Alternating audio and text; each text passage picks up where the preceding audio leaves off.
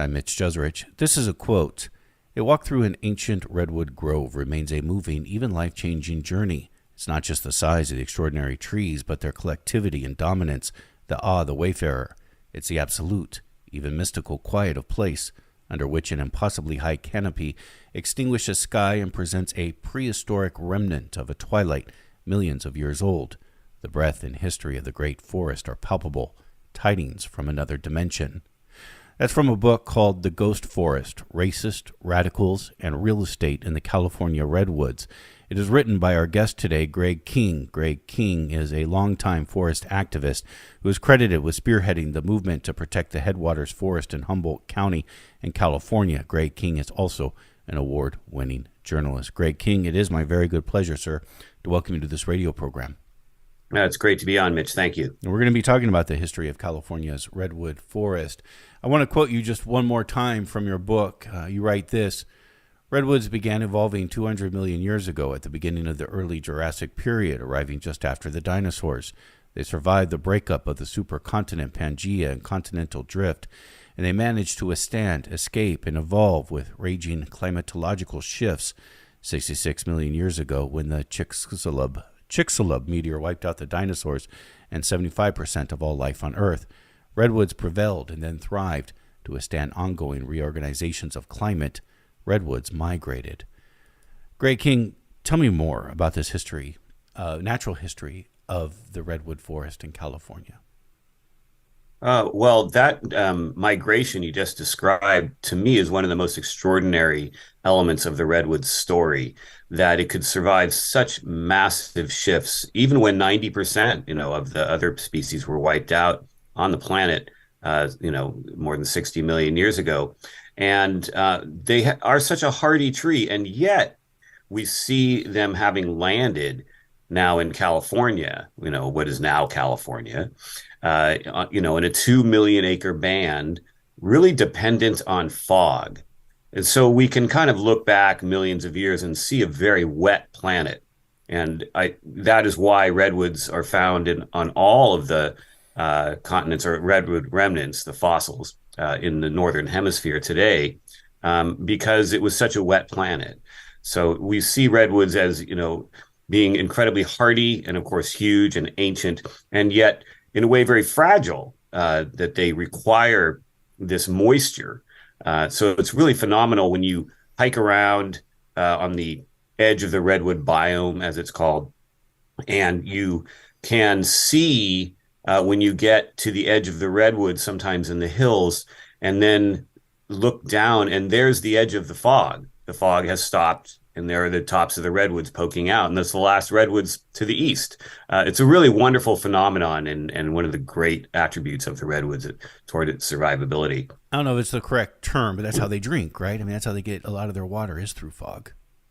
Yes, through absorbing fog, about 30%, up to 50% in some places near the coast. It's a phenomenal contribution to these enormous trees that require so much water, that they can get it through the fog and not just all through their roots. And that probably explains why they can thrive in California, which we go through our major droughts. But especially along the coast, we always have fog almost all year round. Yes, the fog is diminishing. There's like a lot of changes in the world right now. We see the fog diminishing, and there are a couple of studies that demonstrate that. And anecdotally, I can tell you, living my entire life in the Redwood Range, that I have seen fog diminish significantly, especially here in Humboldt County. Today, I mean, the last few weeks with this very low pressure, where it's been foggy throughout the Northwest state, have been kind of like the old days.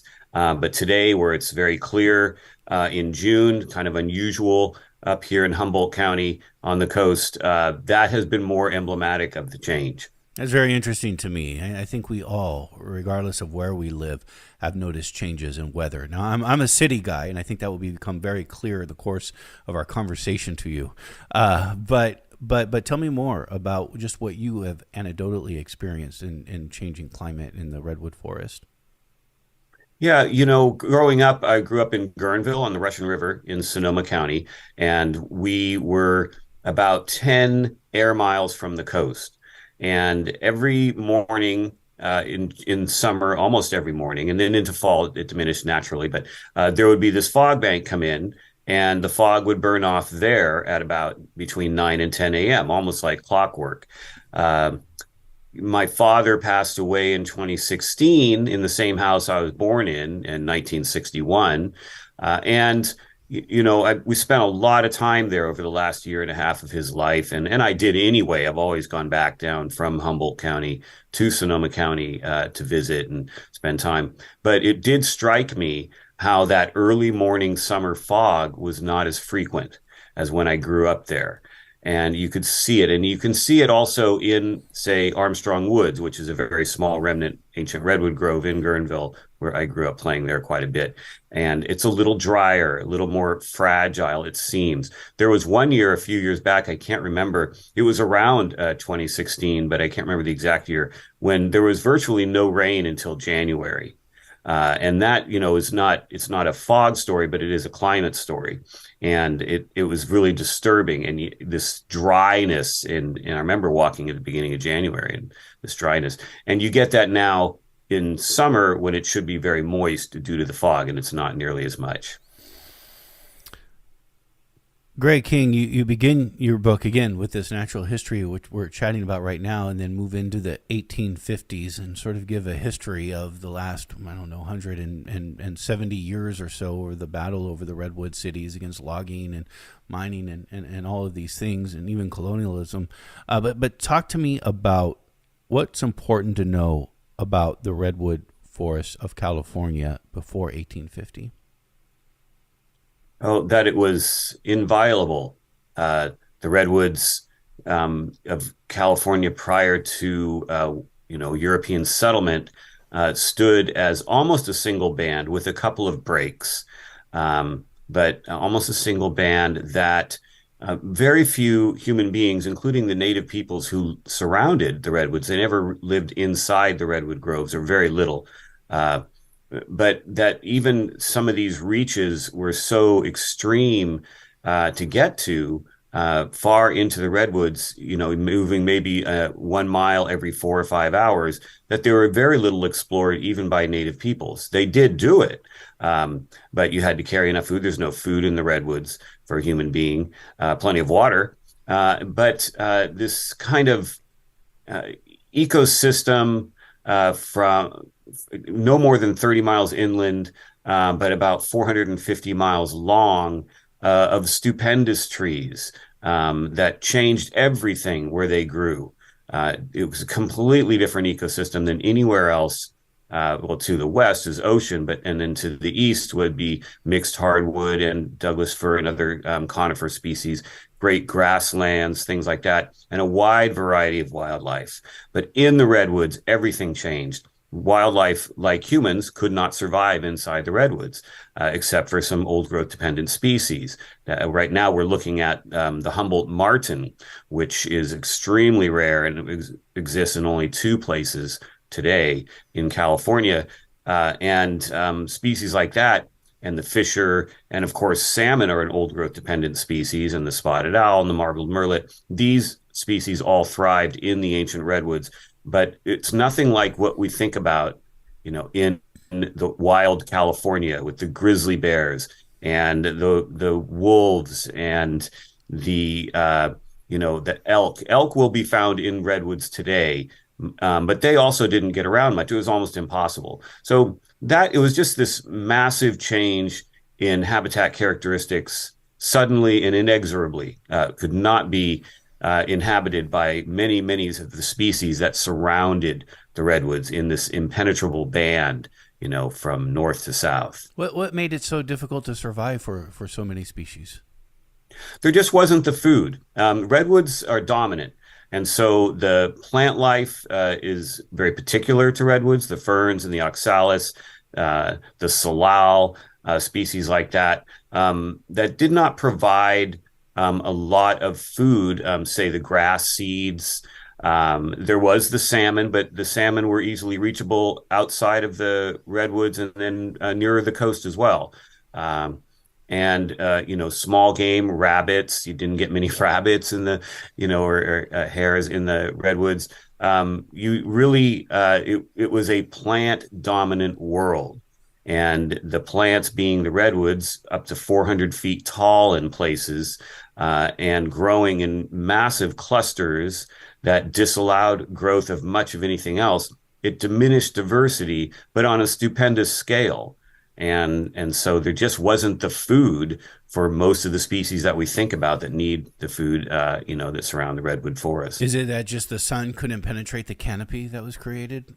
That's exactly it. Right. There was not the light that is needed for this diversity of plants that, there's no acorns in the redwoods, things like that. So, yes, it's just completely dominant and unusual in the world. There's nothing else like the redwood forest in that respect. Do we not find, you said earlier that we have remnants, historical fossils, I guess, of redwood forests around the world. Do we not have any other redwood forests outside of California today? No, the coast redwood is the only place in California, again, from a little over the Oregon border into Oregon, not much, about 10 miles, and then south to Big Sur.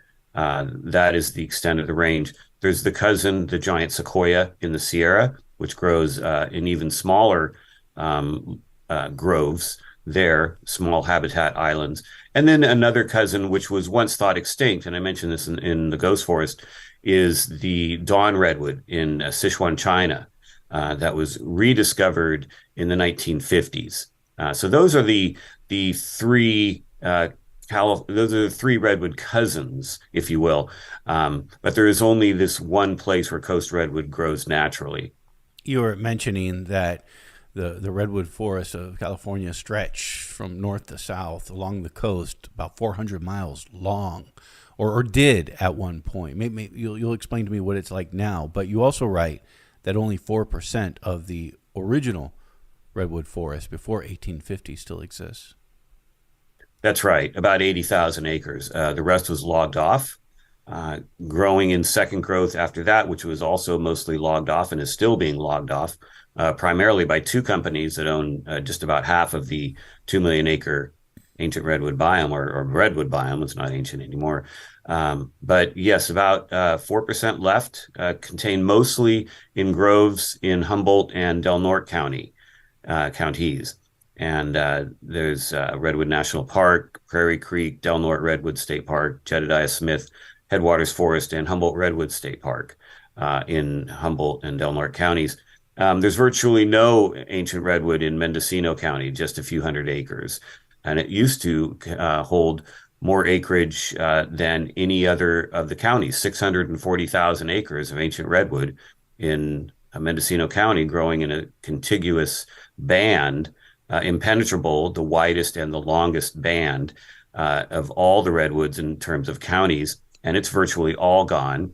Sonoma County has three tiny remnant ancient redwood groves. It's virtually all gone. There was once 150, 180,000 acres of ancient redwood there. And then you get down to Santa Cruz County. You can skip Marin County. It was all logged off there. There's some second growth redwood in Marin County. Then you get Big Basin, about 1,500 acres. And there's a couple other small remnant ancient redwood groves in Santa Cruz County. And that's it. 4%, just a tiny, tiny remnant, and extremely fragile and vulnerable. And there are many, many issues facing the parks right now, this 80,000 acres that are crucial to the survival of many species in California. And we can get into that later if you want. Well, tell me the now. parks, Yeah, tell me. well, the parks themselves need to be protected. I'm sort of on a crusade right now to get 4 roads closed in the northern parks. 2 of them in Jedediah Smith Redwood State Park and 2 of them in Prairie Creek Redwood State Park that are superfluous, that do not provide for highway transportation, which only allow for people to view the redwoods from their cars. 2 of the roads in particular are destructive in their bisecting of these 2 groves. And so Newton B. Drury Scenic Parkway, which goes through the middle of Prairie Creek Redwood State Park, it is really a destructive artery. In fact, it was so bad, it used to be the Highway 101, but it was so bad that in the late 80s, early 90s, a bypass was built around Prairie Creek in order to get the cars out of the park. Yet the original road was never closed, and now people are parking all over the place and walking willy-nilly through the forest. Jutting off from that is a dirt road called Cowbarrel Road that cuts up into the hills in the middle of the ancient redwoods that serves no purpose whatsoever, and it spews dust everywhere through the forest. So the noise and dust are epidemic in the summer in Prairie Creek. People come from all over the world to see these redwoods. And one of the most ironic and telling manifestations of this was when I was walking around on one of the trails near the road, which I don't do very often, but there is a large cone with a sign, and it instructs visitors to put their ears up to the cone, and it will block the highway noise so you can hear the quiet of the forest. And I thought that was absurd. So the state parks department is reticent to even talk about closing of these roads. Why are the roads detrimental to the forest, though? What is it about? I mean, sound. You said sound and dust. Yes. Well, for one thing, when you think of the redwoods, people generally think of the giant trees and the omnipotence of that ecosystem and the grandeur. The cathedral is the almost cliche now, the description.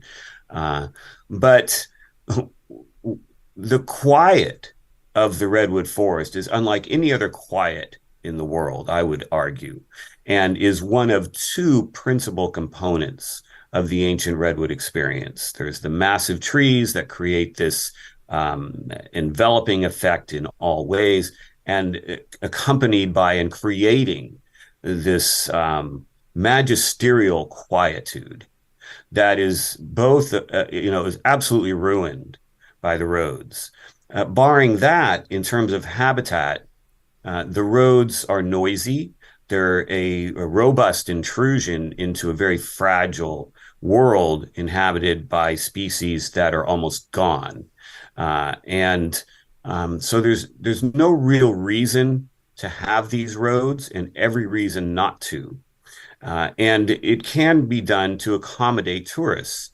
There can be, one of the arguments that the Park Service uses is, well, we want disabled people to be able to use these parks as well, which of course I would completely agree with. And yet, if you close these roads, you end up with one of the world's finest wheelchair routes. B, you can establish a permit system, which the parks have in other places. Tall Trees Grove in Redwood National Park has a permit system. And if you have a disabled license plate, you are maybe one of 20 to be able to access with your car on this road, which would, diminish by about 99% the car travel in the parks. There could also be a shuttle service that would pass through the Grove once every hour or so. Electric shuttle, quiet, clean. So there are many alternatives. There is just an intransigence to change that I find at the state parks in particular. No.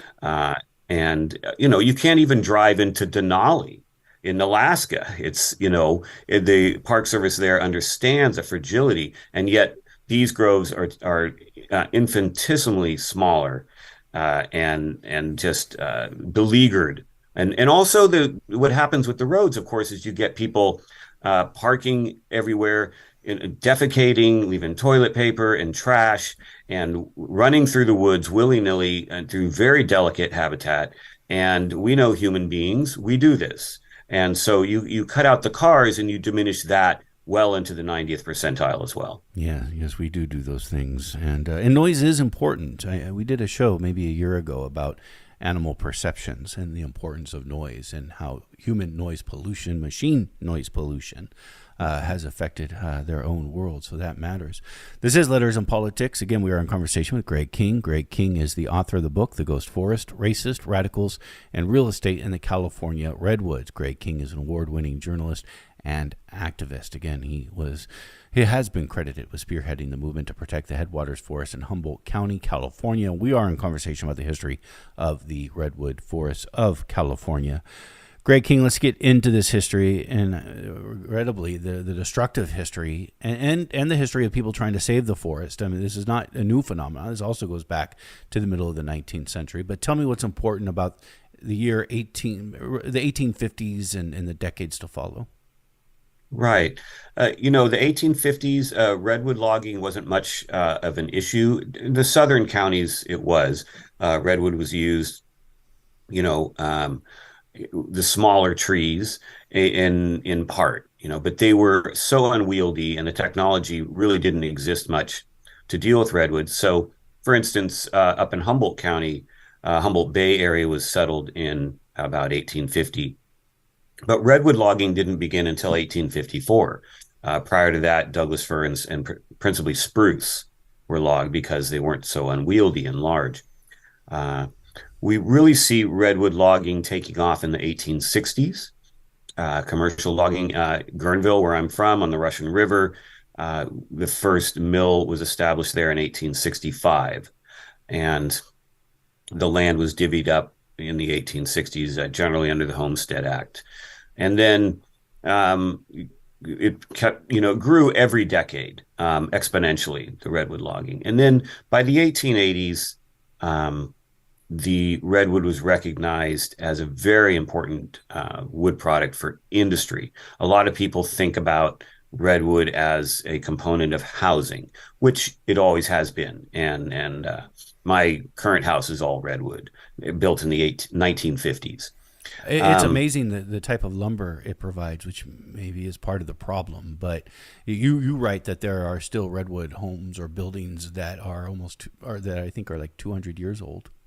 Yes, up at Fort Ross, some of the original buildings and lumber that the Russians used to build Fort Ross in northern Sonoma County on the coast are still there. And so redwood, yes, has a longevity that is unusual among woods due to a lack of resin and a strength, even though it's very light when milled and dried.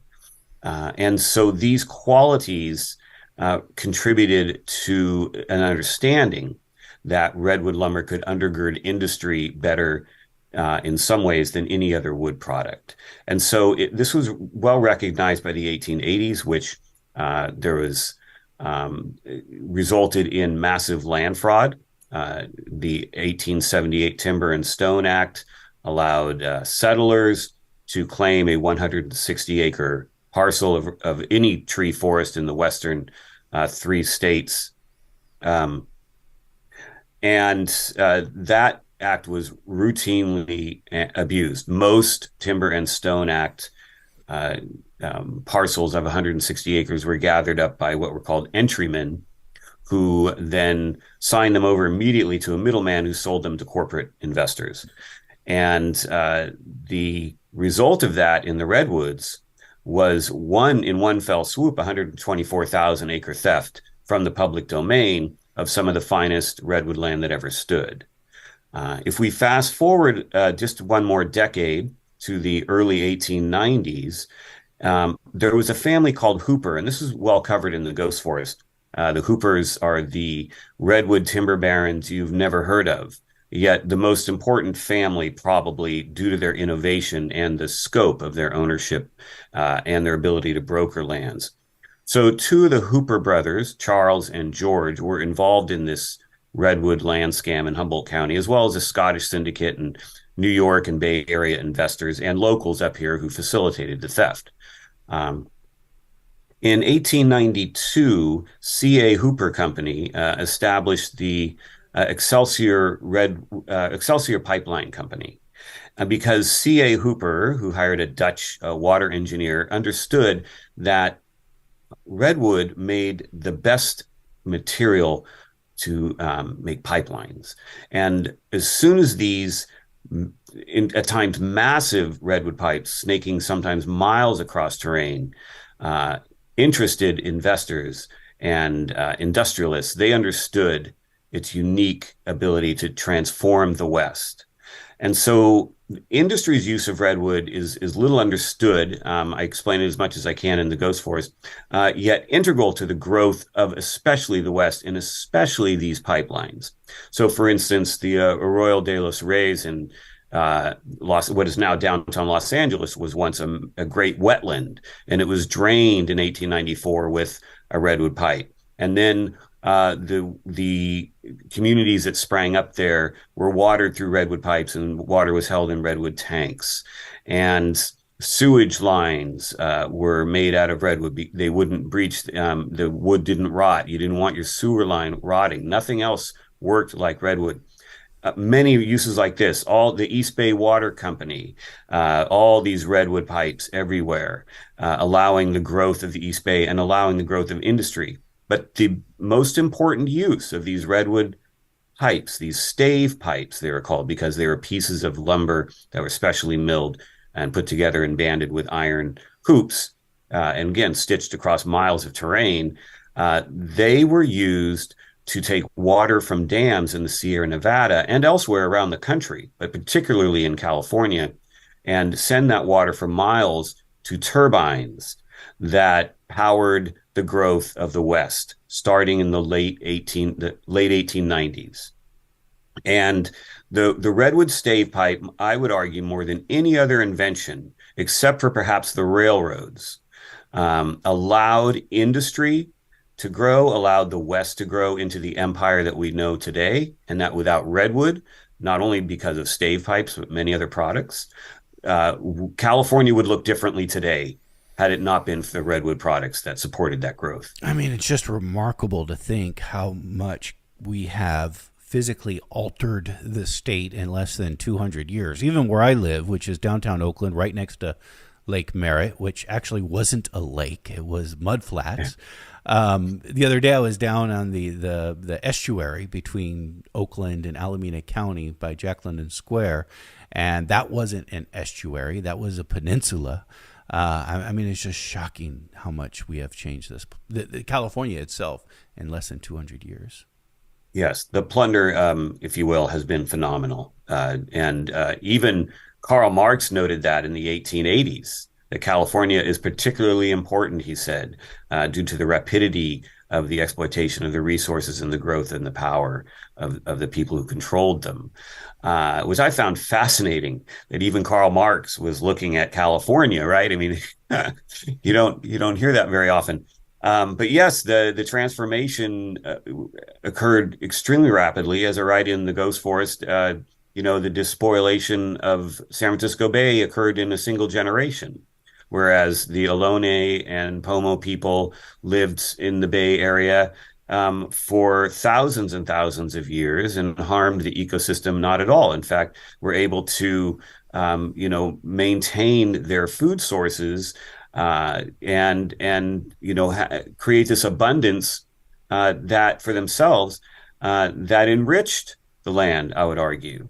And then here came the takers, and there was nothing but taking and exploitation and power mongering and deep insecurities, I believe, in these people, that they had to create these empires out of the very life of the planet that sustains us all. And we're seeing the results of that today. Very rapid industrialization leads to an almost inexorable planetary demise. And I don't quite know where to go with this in my life or in my thinking or writing, except to say that A, it was all discernible in real time, and B, the current juggernaut toward completing this experiment seems to be well in place. And there doesn't really seem to be much alteration of the dynamic whatsoever. Greg Black, you have spent a lifetime as a forest activist, a redwood forest activist. I remember in the early 2000s, late 1990s, as a very young reporter covering what was happening up north from the Bay Area in Humboldt County. I remember the bombing of Judy Berry and Daryl Cherney's car. I remember interviewing Julia Butterfly Hill, one of the first notable people I've ever interviewed, so I'll always remember that quite fondly. Before we get to this period of time, though, activism has been happening around the redwood forest for a long time. there were people who were trying to push back against this at the time that we're talking about, between sort of the 1850s and early 1900s. Yes, very much so. At the time the Timber and Stone Act was passed, the Interior Secretary Carl Schurz was so concerned that he recommended immediately removing from the lands that could be claimed about 64,000 acres of virgin redwood, just to preserve it, because he understood what was coming. There were preservation attempts in the Big Basin area in particular, because it was so close to the Bay Area. That began in the 1880s, resulting in 1902, the Big Basin, California's first state park. And then in Sonoma County, there was long-term effort to save the tiny remnant Armstrong Woods that I grew up playing in as a child. My grandmother and her family were involved in that effort when my grandmother was a teenager. In 1917, the county agreed to purchase the grove due to public pressure. It was very well organized. There were 8-page inserts that were purchased and placed in newspapers all around the North State. And really, the clash of this increasingly well-organized and funded citizenry to protect redwoods in the early 20th century, and industries understanding that the growth of their empires was the foundation of that was redwood lumber in large respects, resulted in this pseudo-environmental group that I have exposed in the Ghost Forest as the first creation of a organization dedicated to what we today call greenwashing, and that is Save the Redwoods League. And Save the Redwoods League was founded by and for major California industrialists to protect the redwood ecosystem from preservation. Yeah, when you say greenwashing, what we mean by that is just corporations who are usually doing the mining or the logging or whatever, or you see this with gas companies a lot, acting like they're protecting the environment. Yes, there will be these organizations, say I'm making this up, right?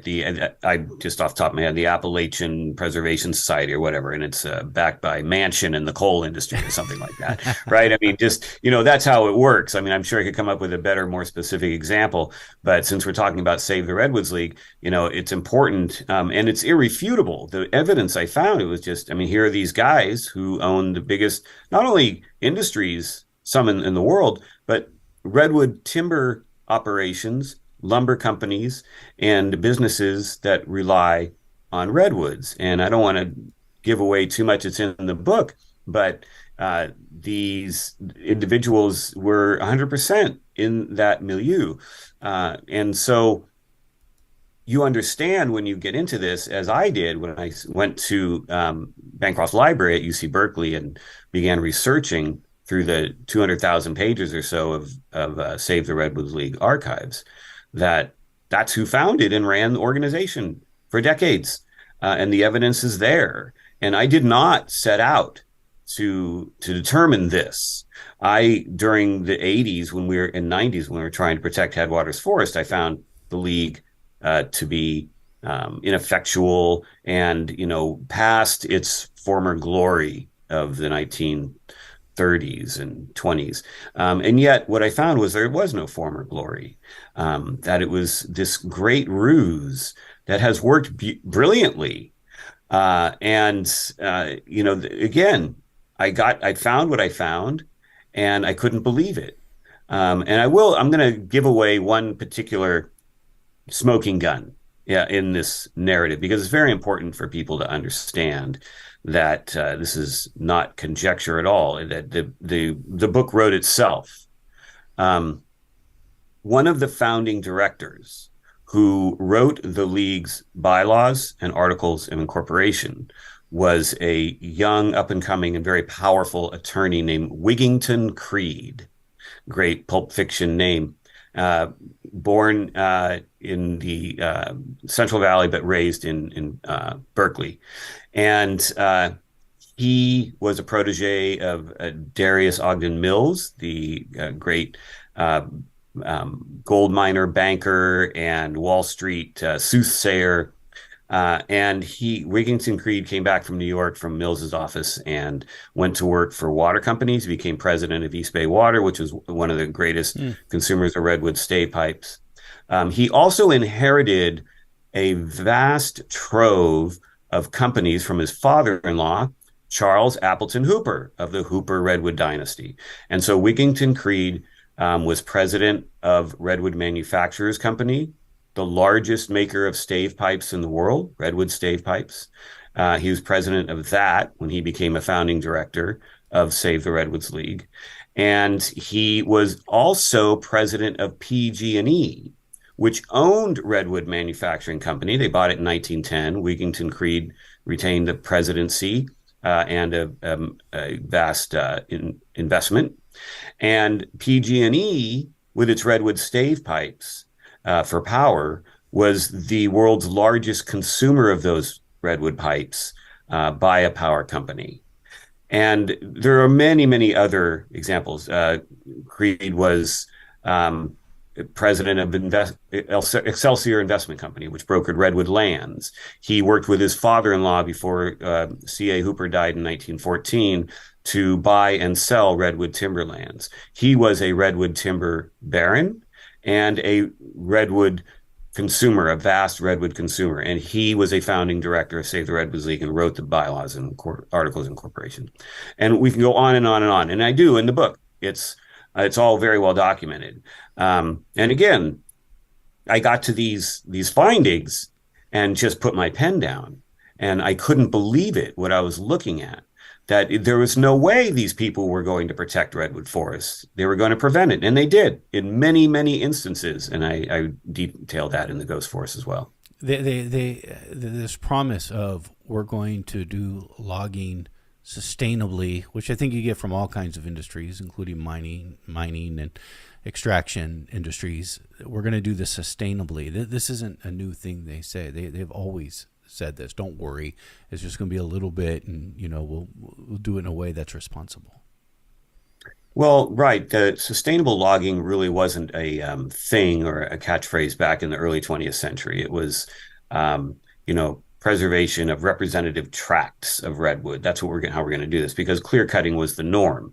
You almost couldn't sustainably or selectively log back in the early 20th century. It was too difficult. And also, there was just a maximization of labor and time spent in the redwoods, and to clear cut, you extract more value all at once. That did become more of a thing after World War II, especially when the Redwood National Park struggle, the efforts to preserve Redwood Creek boiled up starting in 1960. And so what we saw in that respect early on was first redwood companies putting signs up and placing ads that would say the redwoods are saved, right, from in the redwood parks, and which was kind of a fallacious argument. At that point, there were only about 40 to 50,000 acres of redwood protected, and about almost 300,000 acres unprotected. So they weren't really safe. And then you get into the sustainable forestry argument, and really, there's very little sustainable logging going on in California today, actual sustainable logging. The best example of that occurs here in Arcata, in the Arcata Community Forest in Humboldt County. And it's done by the city of Arcata. They have an excellent master plan, and they do very light touch redwood logging. They leave the biggest trees. They open up light appropriately. They take a very small number of high quality saw logs, get more money for them per board foot. And when they are done, I've taken people up there, and I can see the difference, but it's not much. And it's very low, 10% of a stand cut over 20 to sometimes 50 years. And so, I support that type of sustainable logging. There's no good sustainable logging anymore in ancient redwood. You couldn't do it, and they're all either locked up or gone in any case.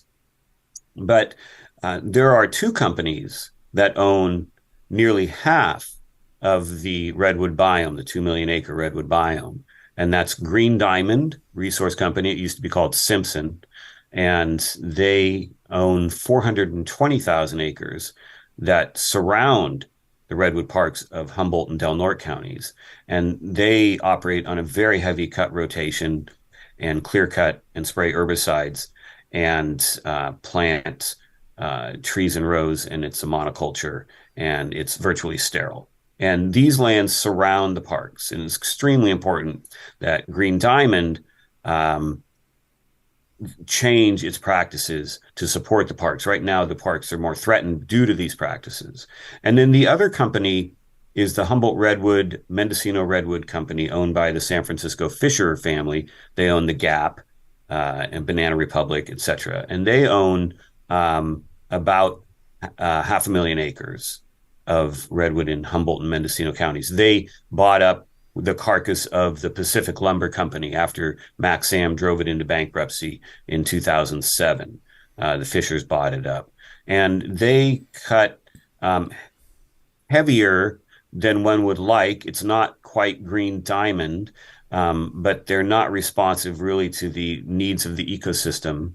And there are areas where they're logging, and they're logging heavily in some of those areas that need to be left alone. And how do you tell a billionaire family that is maximizing its profits, if, in the redwoods, that they shouldn't be doing that? So, at issue, and as always, and this is the California Department of Forestry and Fire Protection, which has been in collusion with the timber industry since its inception in 1973. And I detail that quite well in the book, I think. And still today?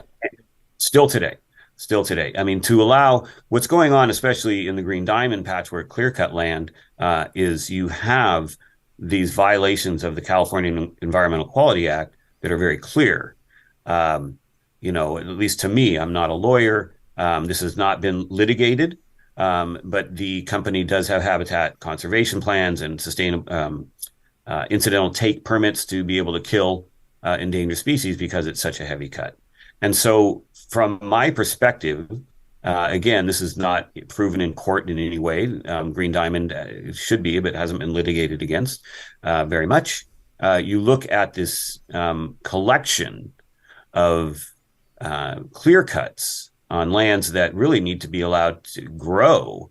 And you see that there could very well be a violation of California Environmental Quality Act and its stipulation that all future, present, and past logging operations be considered for their cumulative impacts on the environment. And I don't think there's any argument that there's a cumulative impact here. And yet the California Department of Forestry does not ever deny these plans. And so it was always been a difficult fight working through the state agencies. State Regional Water Quality Control Board has been terrible up here. State Fish and Wildlife has been better. Again, Department of Forestry has always been, it has tried a strong allegiance to the timber industry, blatantly so in the 80s and 90s, as I point out in the Ghost Forest. So where to go with this? There's nowhere left to go except the courts, and you have to sue on individual timber harvest plans instead of a collection.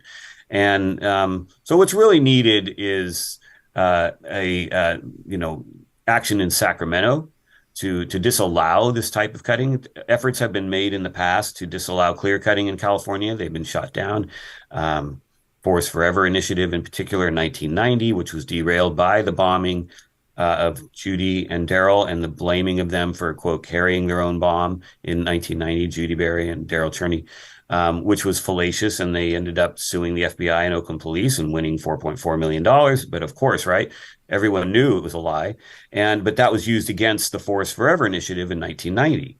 And so we have seen these extreme efforts to disallow any real reform of forestry in California. And where activists go with this, it's hard to understand. I mean, that's why we took to the trees in the 1980s. We actually camped in trees and we put ourselves in harm's way because we had nothing else. We didn't have the state. We couldn't afford the courts. Eventually, Environmental Protection Information Center, EPIC, and then later Sierra Club sued, but again, on individual plans. You can't sue on a collection of plans, even though you'd think SEEK would allow it. Violence has always been a part of this. Yes, violence against the forest and violence against anyone who would try to protect it. We suffered extreme violence and threats thereof. I was assaulted twice and received numerous death threats. Daryl and Judy had their car rammed by a logging truck, and there were little kids in the car. And David Gypsy Chain in 1998 was killed in Maxam held Redwoods, Pacific Lumber, when an angry logger who had threatened to drop a tree on them did. None of these incidents were even investigated. There were no arrests made by anyone. The district attorney's offices did not investigate. There was an impunity in the 1980s and 90s against redwood activists. And that allowed, again, for timber companies to continue their assault on the redwoods, and then for others to continue their assault on us. And of course, nadir of this entire cycle was the bombing in 1990 in Oakland of Judy and Daryl.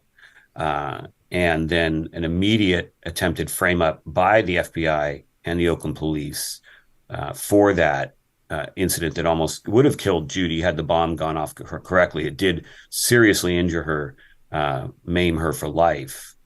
And, we in other countries, none of us would have lasted very long at all. But the fact that there was this attempted assassination of Judy in particular, because she not only was a redwood activist, she was a labor organizer, a double threat, really speaks to the desperation of getting this cut out in the woods, how lucrative that is and how important it is continuously for the growth of other industries. What do we know today about that assassination attempt against Judy Berry? Well, we don't yet know who the exact bomber was. There was never a real investigation by Oakland police or the FBI. And it came out in court, and everyone knew prior to that, who were close to the situation, that there were many falsifications of evidence in support of framing them, and this whole process really disallowed a real investigation. So what do we know now about that? We know the type of bomb that was used. We know where it was placed. And there are people probably involved with that who, they're known. But, in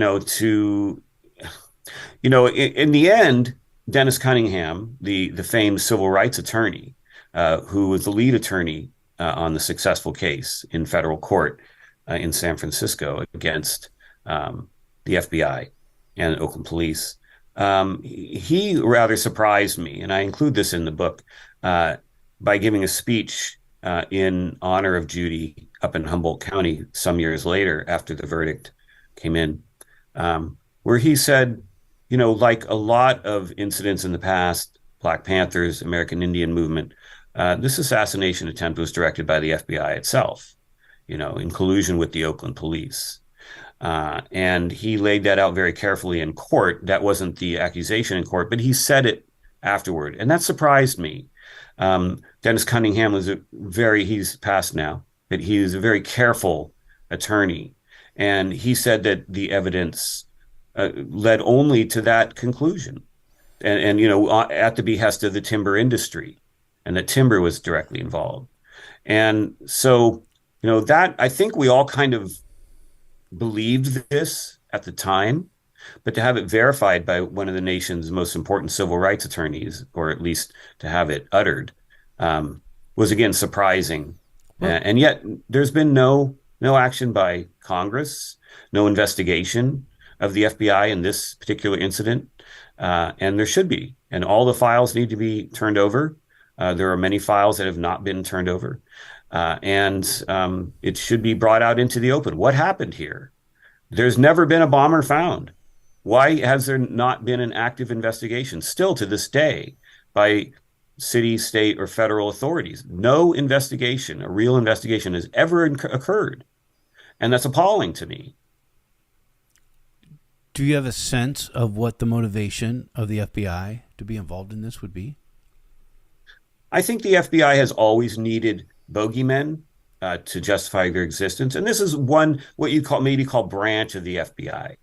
It's not, again, all black and white uh, at the FBI or anywhere. Yeah. We see FBI, cracking down on uh, traffickers, on truly rogue corporate operations, finding kidnapped people, taking real chances in doing important law enforcement work that exists in this country. There's no denying that there are issues and there are incidents of violence, of theft, that need to be addressed. And there are these other branches of the FBI that do that quite well, and I'm the first to admit it. But there's this other kind of J. Edgar Hoover hangover that is a political operation against perceived enemies of the corporate industrial military state. And we, the Earth Firsters, who were working in the 1980s, in particular, the most prominent of the national group, I don't want to overstate it because what other groups went through, but we were kind of the next thing. There were the Black Panthers, the American Indian Movement, the communists, and many of those individuals in those groups suffered far more than we did. I won't, with the exception of Judy Berry, who truly suffered. So again, I don't want to overstate that, but we were kind of the next thing in that J. Edgar Hoover-esque attack mode. And so in support of the timber industry, and in support of cracking down on constitutionally protected direct action in any case, on a macro level, Earth First was the thing that they went after in the 1980s. And so, but drilling down more into the specifics, I mentioned the 1990, excuse me, initiative, the Forest Forever initiative, which would have changed logging in California. It would have required, first of all, the purchase of Headwaters Forest at a price not exorbitant. Max Sam and Charles Hurwitz eventually got $480 million for that grove, which was more than half of the 1985 purchase price of the entire Pacific Lumber Company. So that was forestalled, that actual, true market value purchase. But more importantly, Forest Forever would have disallowed all logging except selective cutting in the state. And at that point, the major timber companies, Georgia Pacific, Louisiana Pacific, Maxam / Pacific Lumber, were busy clear cutting their inventories as fast as possible. So it was important to link these Earth Firsters who had, quote, bombed themselves with the creation and promotion of that initiative.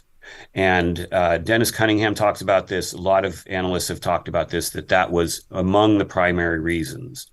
So there was the crackdown on Earth First movement, like there was a crackdown on progressive movements throughout this country's history by the FBI. And there was the need to forestall the Forest Forever initiative, which was polling heavily to win and then lost by under 3 points in 1990. Regrettably, we're out of time. We could have spent an entire hour just on this topic, and maybe we should have. We may have to invite you back to do that. But just quickly, has there been an effort of a Forest Forever like initiative since? No, there's been nothing of that ambition and that technically proficient. So it was written in large part by Robert Sutherland here in Humboldt County, who goes by the name Man Who Walks in the Woods, who is a self-taught legal expert, among others. And it was a very effective or would have been, a very effective law. And we've seen nothing else like it since. And it was tragic what happened to Judy, and tragic what was allowed to continue to happen to the redwood forest and other forest types But in California. this will sound cold, and I don't mean it to, but it almost sounds effective. Oh no, it's not cold. It was entirely effective. It shut down that initiative, and we see that type of power rise up occasionally in history, in the redwood struggles, but elsewhere, kind of like it's been hiding under this surface opaqueness, and then suddenly it's in your face because there's a desperation to not allow change or to force a certain other change. And so we saw that power up close and personal, and it's discomforting, and it's destructive. And we're seeing the destructiveness in many ways in our world today. And how to deal with that is a question that I simply can't answer. Greg King has been our guest. Again, Greg King is a lifelong forest activist, also a journalist, and he's the author of the book that he has joined us to talk about. It's called The Ghost Forest, Racist, Radicals, and Real Estate in the California Redwoods. Greg King, I thank you very much. Thank you, Mitch. It's been a real pleasure.